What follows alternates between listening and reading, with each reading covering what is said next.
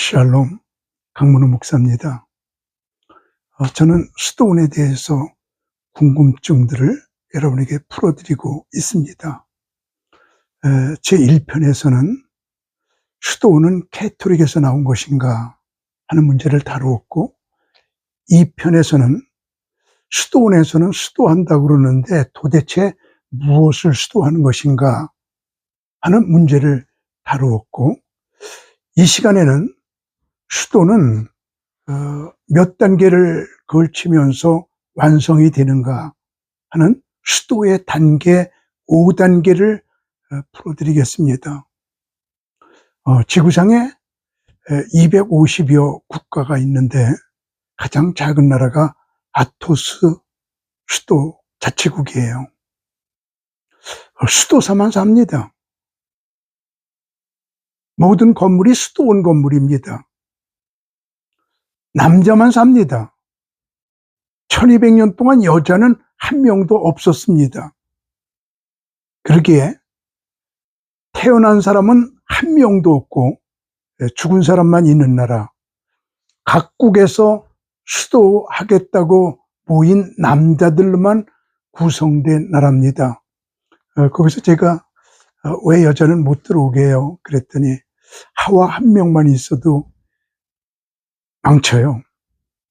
이런 말을 했습니다. 암짐승도 없어요. 딱 암컷 하나 있는 건 닭입니다. 달걀 먹으려고요.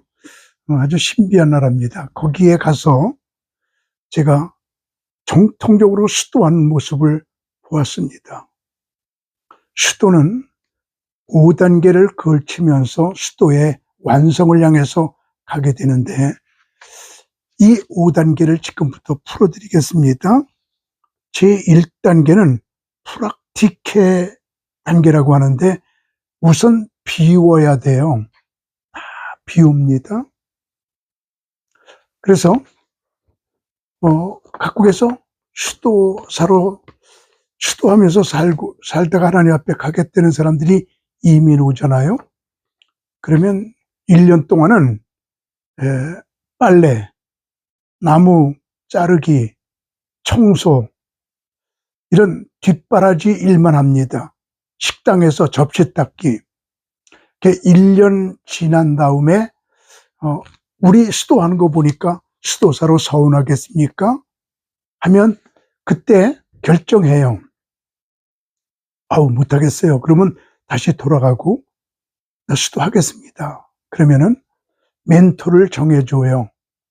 그럼 멘토가 쓰게 되면 멘토 앞으로 오다가 30m 앞에서부터는 기어가야 돼요.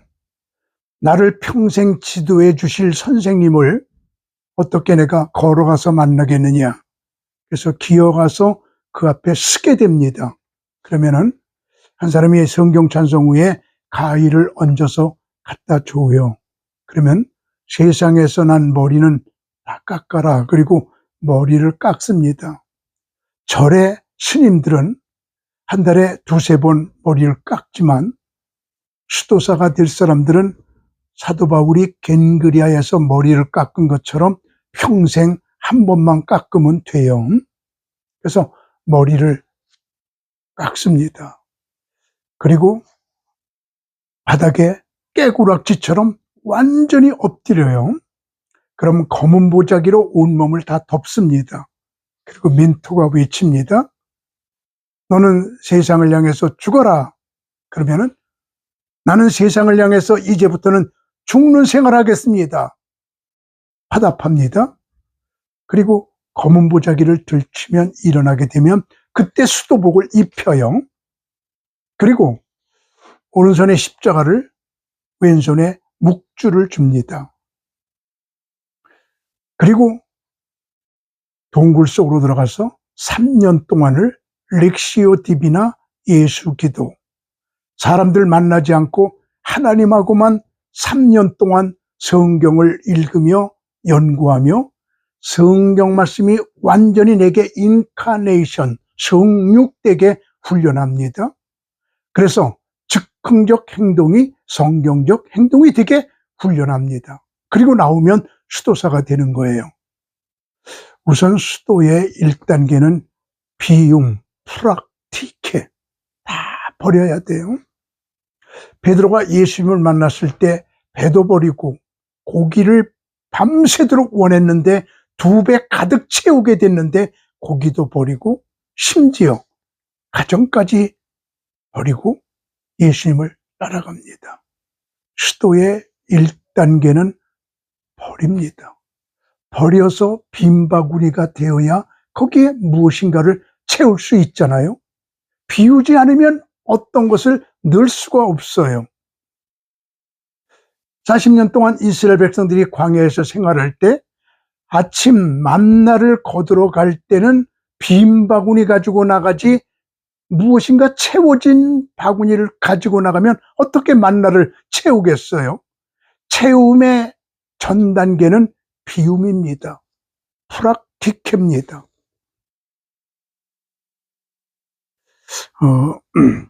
어떤 양조장을 크게 하는 분, 돈 엄청나게 술 팔아서 버는 분이 예수 그리스도를 영접했습니다. 그는 화끈하게 예수를 믿습니다. 어느 날 양조장 앞에 개울이 콸콸 술들이 흘러내려갑니다. 내가 예수 믿게 됐으니까 이 양조장에 산더미처럼 만든 술들을 다 버린다. 비움이에요. 응? 어느 날 가구들을 다 갖다 버려요. 왜 그래요? 그랬더니 술 팔아서 이태리 가구, 최고급 가구, 술 팔아서 사온 거예요. 다 버립니다. 그리고 화끈하게 예수 그리스도를 영접하고 믿습니다. 어느 날 밤에 사람들이 불이야! 그러고 나와 보니까 진짜 불이 아니고 성령의 불이 그 집 지붕에서 활활 타고 있는 것을 사람들이 보았다고 합니다. 우선 수도의 1단계는 비워야 돼요. 무소유로 살아야 돼요. 수도의 2단계는 아파테ia 단계, 맡김의 단계입니다. 다 비우고 나니까 그 다음에는 모든 걸 하나님께 맡기게 되잖아요. 아토스의 수도사들 다 버리고 자기의 조국까지 버리고 아토스 나라로 완전히 이민 옵니다. 그리고 그 다음부터는 하나님께 모든 걸 맡기는 아파테ia 단계에 들어갑니다. 어떻게 아파테이아로 들어가냐면 8가지 방법을 쓰는데 독서를 통하여 밤샘 기도를 통하여 금식을 통하여 노동을 통하여 고독하게 시편을 암송하면서 인내하면서 자비 생활을 하면서 이것이 비운 후에 모든 걸 하나님께 맡기는 훈련하는 방법이에요. 하나님께 모든 걸 맡길 수 있을 때 2단계에 접어들게 돼요. 내일 일을 걱정하지 않아요. 무엇을 먹을까, 무엇을 마실까 염려하지 않아요. 다 주님께 맡겨요. 크레크 힐이라고 하는 분이 그리스도인의 재정 원칙이라고 하는 책을 썼는데 그가 상담소에서 일할 때 눈보라 심하게 치는 어느 날 청년이 상담하러 왔어요. 상담하는데 하나님께서 그 청년에게 주머니에 있는 돈을 다 헌금해라 라고 하는 감동이 와서 당신 주머니에 있는 돈 다 헌금하고 가래요. 그랬더니 내 주머니에는 500원밖에 없어요. 이거 갖고 우리 집이 여기서 50리인데 전철 타고 집에 가야 돼요. 몰라요. 하나님께서 그거 바치래요. 나 이거 바치면 50리 눈보라길 걸어가지 못하는데요. 그랬더니 그때 크레크 힐이 참새 믿음을 가지세요. 참새는 모아놓지 않고 그때그때 살아요. 참새 믿음이란 말이 거기서 나왔거든요. 그래서 그냥 500원을 헌금해요. 그리고 50리를 걸어가야겠다. 그리고 눈보라길을 걸어가는데 전봇대 밑에 뭔가 떨어져 있어. 가서 보니까 500원이 떨어져 있어요. 그것을 가지고 전철 타고 집에 갔습니다. 가보니까 어느 누가 우편으로 5,000원을 보내왔어요. 10배를요. 그래서 그는 참새 믿음을 가지게 되었어요. 모든 거 다 하나님께 맡기면 하나님께서 공급하여 주신다는 믿음을 갖게 되었습니다. 이것이 비우고 맡기고 프락티케 아파테이아. 그리고 수도의 세 번째 단계는 헤지키야 단계라고 하는데, 모든 걸 비우고 맡기게 되면 마음이 고요하고 평안해져요. 고요와 평안을 합해서 헤지키야라고 그럽니다. 고요하고 평안한 정중동, 동중동. 뭔가 편안해요. 아무것도 없는데 편안해요.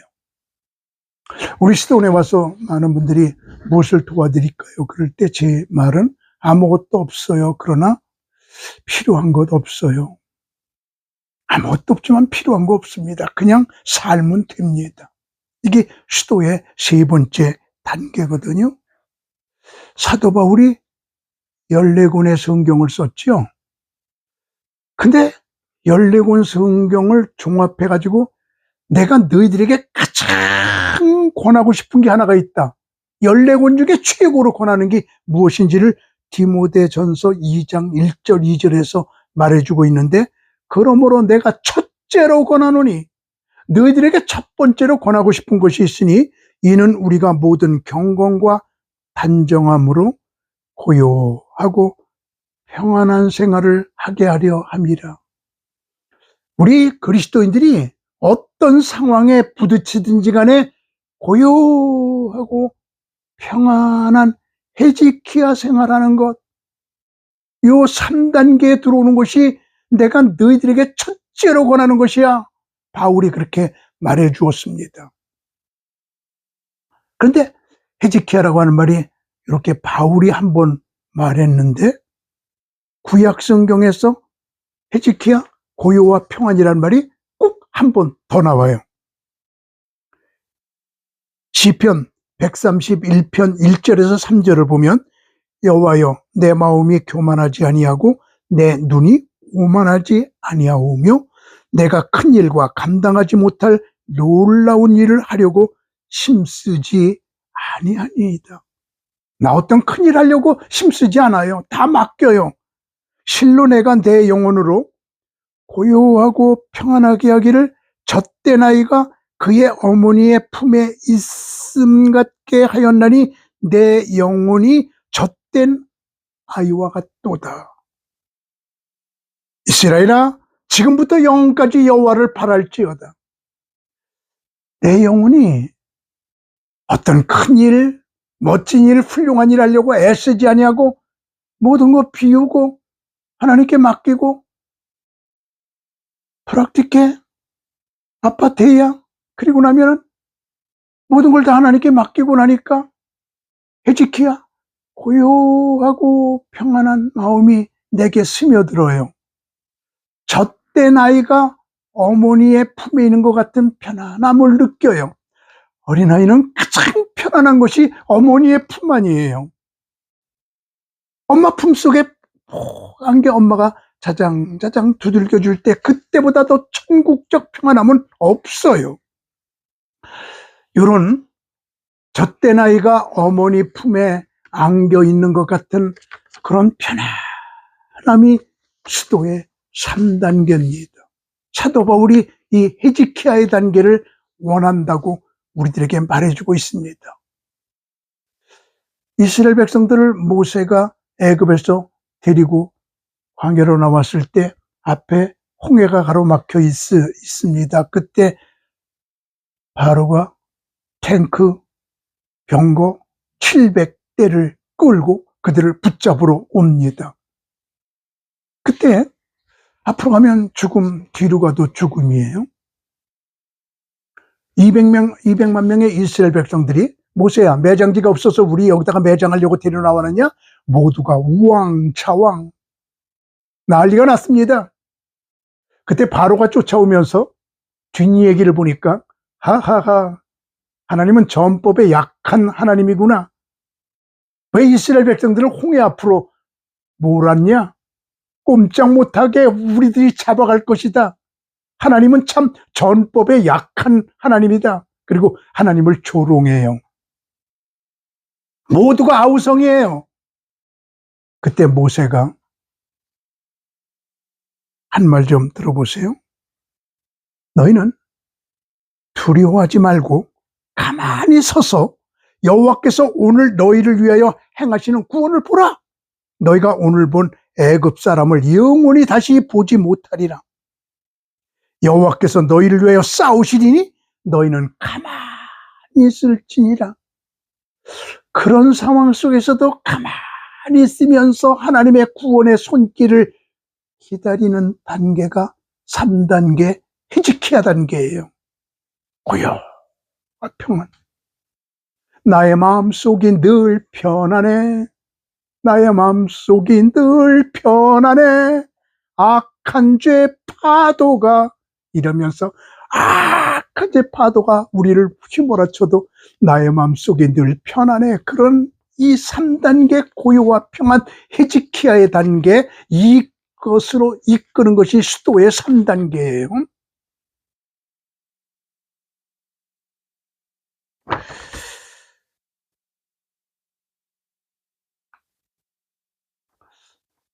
(6.25) 때 일어난 사건입니다.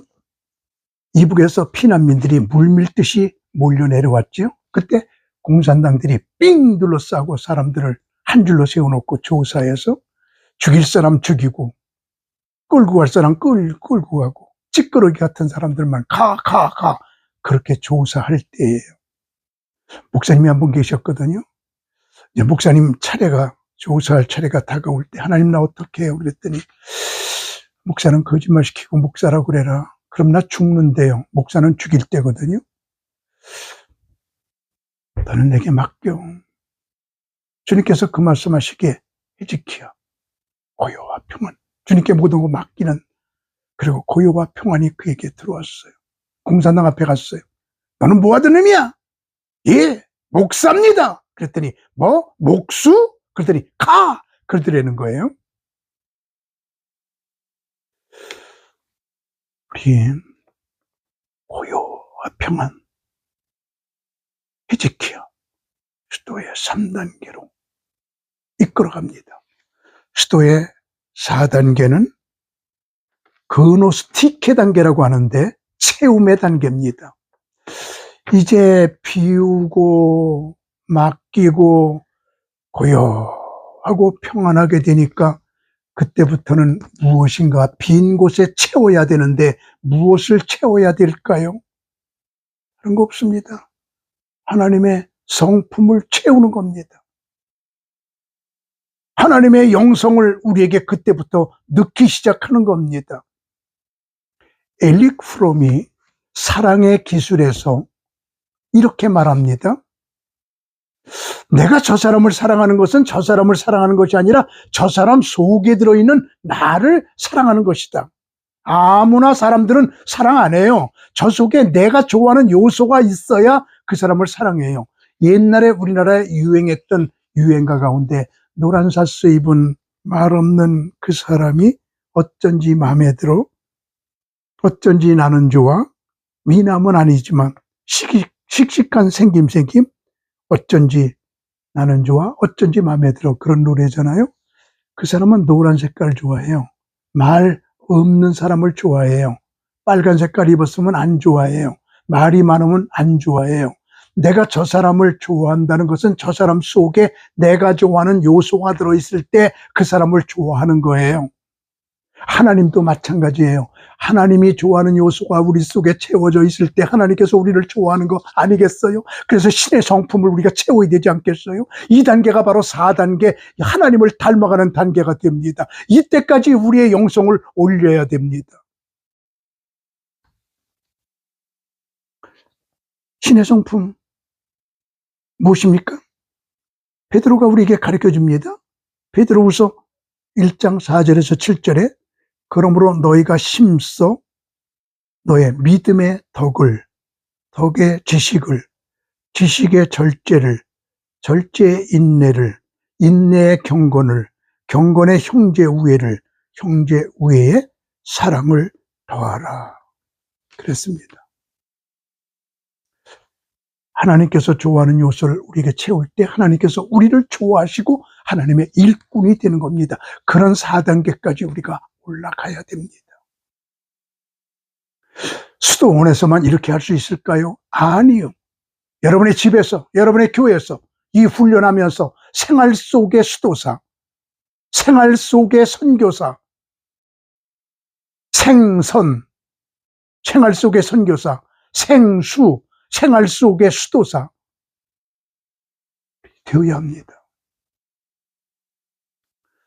어떤 사람이 핏덩어리에 앉았다가 자살하려고 그랬어요. 그러다가 사업을 시작했어요. 핏덩어리지만 11조를 꼭 드립니다. 사람들이 물어봅니다. 그런 속에서도 11조 드립니까? 그때 네, 하나님이 먼저입니다. 하나님의 빚부터 갚아야 내 빚이 갚아집니다. 이것이 바로 신의 성품, 하나님이 기뻐하는 요소지요.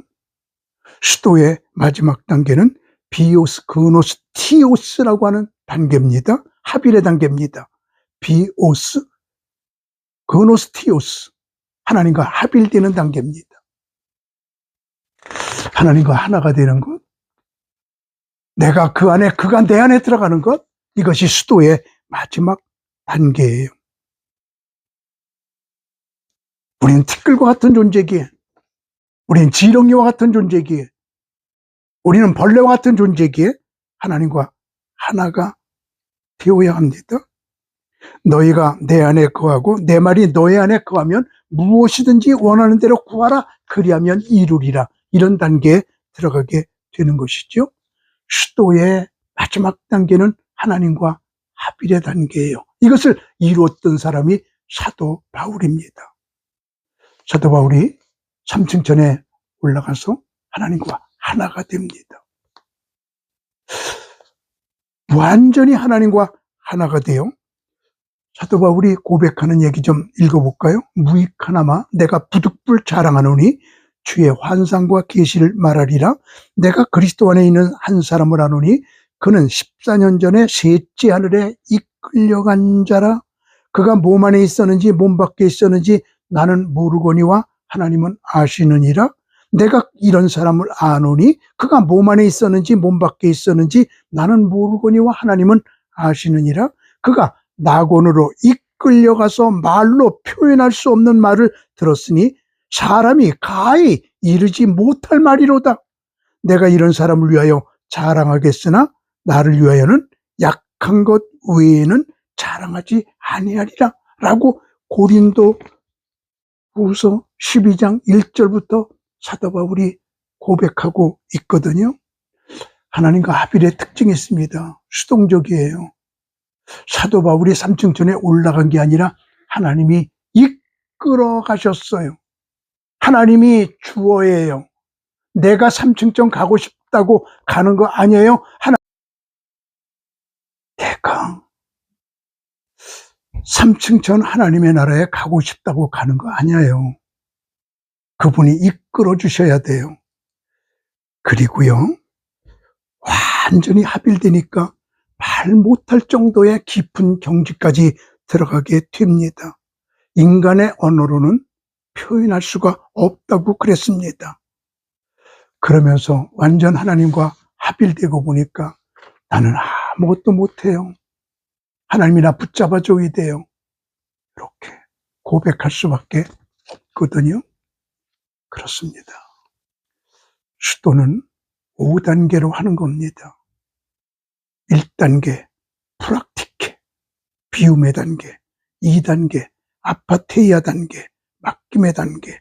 3단계 헤지키야의 단계, 고요와 평안의 단계. 4단계 그노스티케 단계, 채움의 단계. 5단계 비오스, 그노스티코스 단계, 하나님과 합일되는 단계. 이런 5단계로 수도는 완성되게 됩니다. 샬롬.